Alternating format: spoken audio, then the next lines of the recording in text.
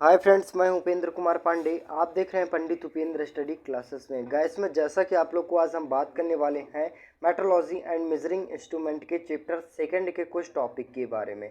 जैसा कि आप लोग को नेक्स्ट क्लासेस मैंने कुछ टॉपिक के बारे में बात किया था। आज का जो टॉपिक होने वाला है इलेक्ट्रिक कंपैरेटर क्या होता है, यानी इलेक्ट्रॉनिक तुलनित्र क्या होता है और वायवीय तुलनित्र क्या होता है और कोण क्या होता है। इन सारे टॉपिक के बारे में पूर्ण रूप से स्टेप बाय स्टेप डिस्कशन करने वाले हैं। तो ये वीडियो काफ़ी हेल्पफुल होने वाली है। वीडियो लास्ट तक देखना है, तभी आप लोग को समझ में आएगा। चलिए बात करें, जैसा कि आप स्क्रीन के माध्यम से देख पा रहे हैं मेट्रोलॉजी एंड मेजरिंग इंस्ट्रूमेंट, जो हमारा पहला टॉपिक होने वाला है वो इलेक्ट्रॉनिक तुलनित्र क्या होता है।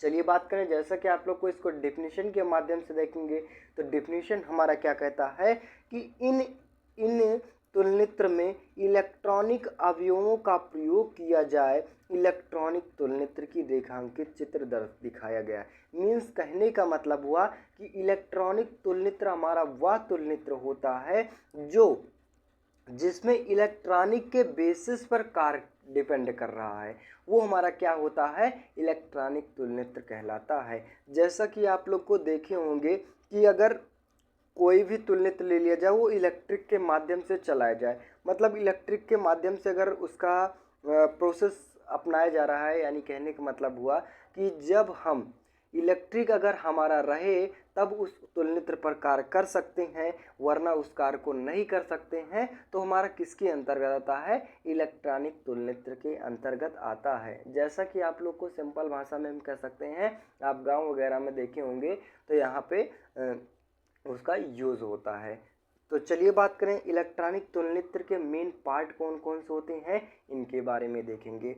तो जैसा कि आप स्क्रीन के माध्यम से देख पा रहे हैं, इलेक्ट्रॉनिक तुलनित्र के मेन पार्ट कौन कौन से होते हैं। सबसे पहले आता है मापन शीर्ष क्या होता है। अब मापन शीर्ष यानी मेजरिंग हेड क्या होता है, इसके बारे में देखेंगे। तो इलेक्ट्रॉनिक तुलनित्र में क्या होता है, आपका कुछ इस प्रकार से रहता है, मतलब ये बोर्ड हो जाएगा और बोर्ड होने के बाद आपका कुछ इस प्रकार से, और यहाँ पे क्या होता है, ये वजन नापने के लिए। तो यहाँ पे जो कांटे बने होते हैं, मीन्स कहने का मतलब है 1 2 3 समथिंग में इस प्रकार से, ये हमारे किसके अंतर्गत आते हैं, मेजरिंग हेड के अंतर्गत आते हैं। नेक्स्ट टॉपिक की बात किया जाए, एमपी दोलित्र क्या होता है। अब दोलित्र क्या होता है, यहाँ पे बात करें जैसा कि आप लोग को कि दोलित्र हमारा किसके अंतर्गत आता है, तो यहाँ पे इसको क्या किया जाता है, जिनके माध्यमों पर जो भी हमारा पूरा डाटा रहता है उन सारे चीज़ों को रिकॉर्ड करता है। साथ में बात किया जाए कि एकत्रित करता है कि यहाँ पे इतने बेसिस पे इतना हमारा इतना वजन का 50 टन का या फिर 1 किलो का है या 2 किलो का है,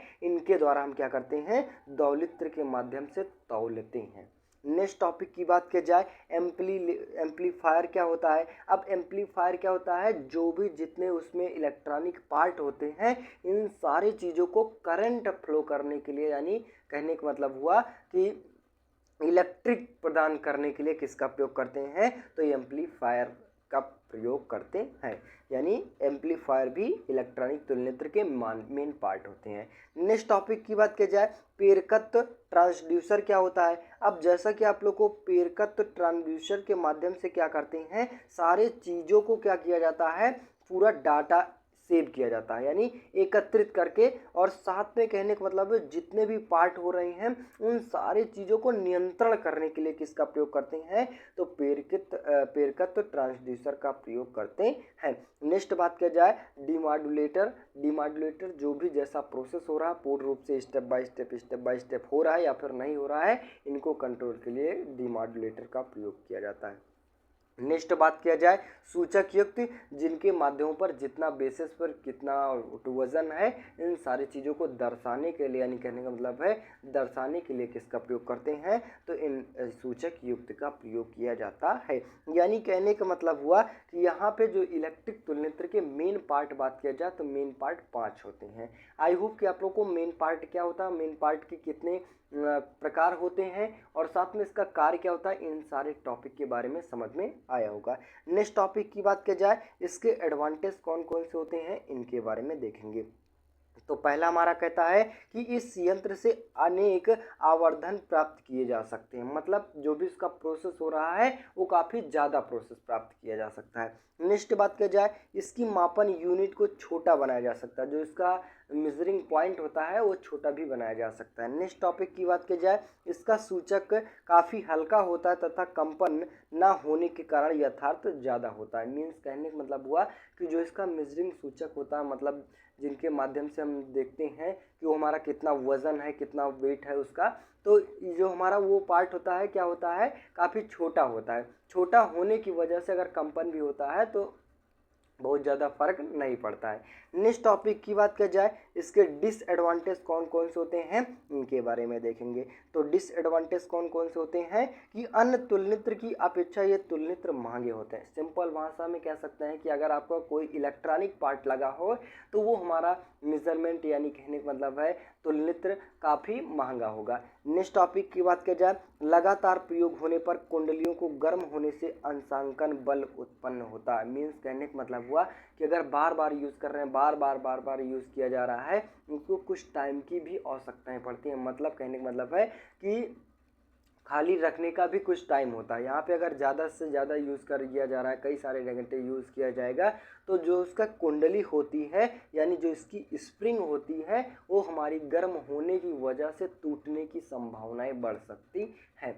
नेक्स्ट टॉपिक की बात की जाए, पेनोमेटिक कंपरेटर यानी वायवीय तुलनित्र क्या होता है इसके बारे में देखेंगे। तो इसको डिफिनीशन के माध्यम से देखेंगे। तो डिफिनीशन हमारा क्या कहता है कि वायवीय मापन यंत्र सिद्धांत के अनुसार मापी जाने वाले सतहों पर वाय के जेट को प्रभावित किया जाता है और जेटों को ऑर्फिस मापन सतह के निकट होती है, परंतु इनके वास्तविक संपर्क में नहीं रह होती है और माप में परिवर्तन होने से वाय जेट का ओपनिंग बदलता है और उसी के अनुसार संगत पश्चात दाब या पृष्ठ दाब में भी परिवर्तन होता है, जिसे मापन के लिए प्रयोग किया जाता है। यानी कहने का मतलब हुआ कि वायवीय तुलनित्र हमारा वह तुलनित्र होता है जो वायवीय सिद्धांत पर कार्य करता है। मीन्स कहने का मतलब है कि पेनोमेटिक बेसिस पर अगर उस किसी कारखंड को तुलना कर रहा है या फिर कंपरेटर की सहायता से तुलना की जा रही है तो हमारा किसके अंतर्गत आता है, पेनोमेटिक कंपरेटर के अंतर्गत आता है। नेक्स्ट टॉपिक की बात की जाए, कोण एवं मापन क्या होता है यानी मेजरमेंट और ऑफ एंगल क्या होता है इसके बारे में देखेंगे। यानी आपको देखेंगे कोण क्या होता है, तो कोण हमारा क्या होता है इसको डिफिनीशन के माध्यम से देखेंगे। तो डिफिनीशन हमारा क्या कहता है कि जब कोई दो रेखीय उभयनिष्ठ बिंदु आकर मिलती हैं या फिर उसमें बढ़ाने से पर मिलती हैं, उन रेखाओं के बीच के अंतर को एंगल यानी कोण कहा जाता है।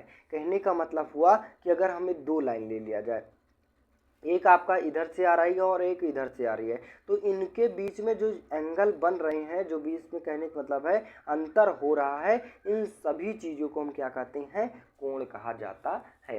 नेक्स्ट टॉपिक की बात की जाए, कोण तथा टेपर में अंतर क्या होता है इसके बारे में देखेंगे। तो कोण और टेपर में अंतर क्या होता है इनके बारे में, तो टेपर की लंबाई से संबंध करके मिलीमीटर प्रति मीटर लंबाई में व्यक्त की जाती है और जबकि कोण को डिग्री में व्यक्त की जाती है। कोण को हमेशा दो रेखाओं के संदर्भ में माना जाता है, मापा जाता है। मीन्स यहाँ पे बात की जाए कि टेपर हमारा क्या होता है, जो टेपर की लंबाई होती यानी जो उसका मेजरमेंट कहता है मापा जाता है, वो किस में मापा जाता है, तो मिलीमीटर प्रति मीटर में मापा जाता है। और वहीं पे बात की जाए कोण को किस में मापा जाता है, तो हम डिग्री में मापते हैं। किस में, तो डिग्री में मापते हैं। और साथ में जो उसका कोण को मापा जाता है किसके बेसिस पे मापा जाता है, तो किन्हीं दो रेखाओं के बीच में मापा जाता है। नेक्स्ट टॉपिक की बात की जाए, कोण मापी यंत्र क्या होते हैं यानी किन किन सहायताओं से हम कोण को मापा जाता है, चलिए हम इनके बारे में देखेंगे। तो निम्नलिखित वो कार्य होते हैं, मतलब निम्नलिखित यंत्र होते हैं, वो कौन कौन से होते हैं, तो जैसा कि आप स्क्रीन के माध्यम से देख पा रहे हैं, वर्नियर बेवल प्रोटेक्टर हो गया, और साथ में बात किया जाए साइन बार हो गया, नेक्स्ट स्प्रिंग लेवल हो गया, कोण स्लिप गेज हो गया, और क्लिनोमीटर हो गया, और विभाजक शीर्ष हो गया। यानी इन की सहायताओं से हम किसी भी एंगल को माप सकते हैं आसानी से। आई होप गाइस यहाँ पे आप लोग को मेट्रोलॉजी के दोनों टॉपिक के बारे में पूर्ण रूप से डिस्कशन किया गया। आई होप कि आप लोग को दोनों टॉपिक पूर्ण रूप से समझ में आया होगा। तो बस गाइस आज के लिए इतना ही। वीडियो अच्छी लगी हो, चैनल पे नए हो, चैनल को सब्सक्राइब कीजिए, ज़्यादा से ज़्यादा शेयर करने की कोशिश कीजिए। मिलते हैं नेक्स्ट वीडियो में, तब तक के लिए जय हिंद।